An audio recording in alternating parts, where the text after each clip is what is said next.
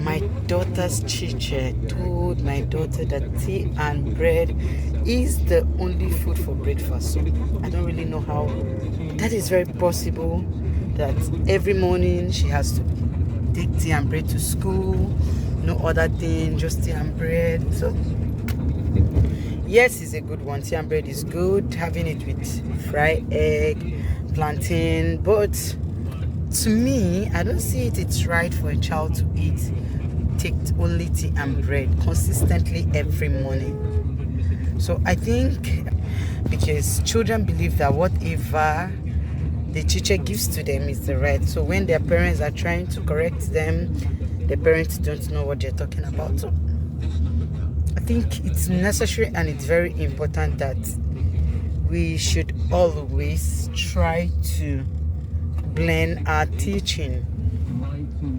If the textbook gives you tea and bread for breakfast, along your teachers, you can as well have your quicker oats for breakfast, cornflakes for breakfast, not only tea and bread for breakfast. So it's a vice versa, because that child will definitely say, okay, my teacher said this, my teacher said this.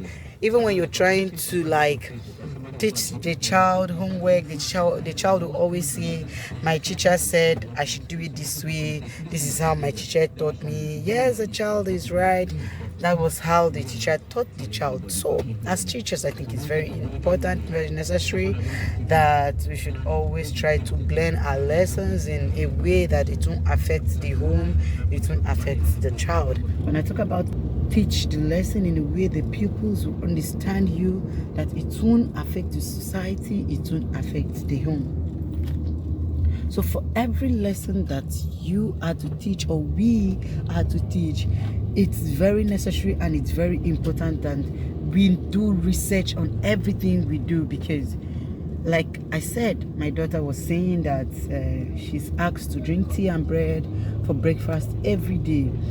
You do your research and ask more things to your lesson. You can't just give that child just that one thing that the textbook is talking about. There are other good and quality breakfasts that a child should have. So you can make your research. You do your research.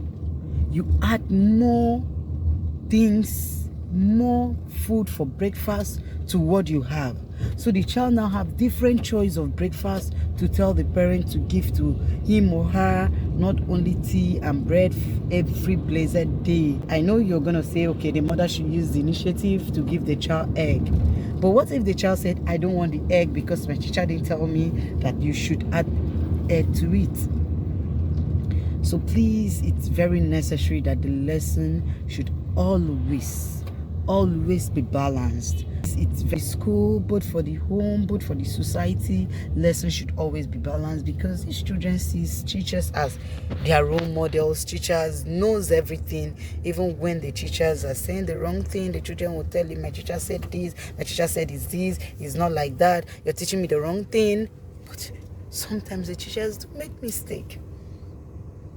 So let's try to balance our lesson whenever we are teaching the children, so that they won't have a wrong information about it. Tea and bread is good for breakfast, but it should be balanced with other things, and other food for breakfast should also come in, so that they will know, they will grow with it, they will understand why they need the breakfast, not because they want to drink tea and bread, but they just need something light that they can stay active in the class, not something that will make them worn out, something that will make them feel sleepy, something that will make them feel heavy.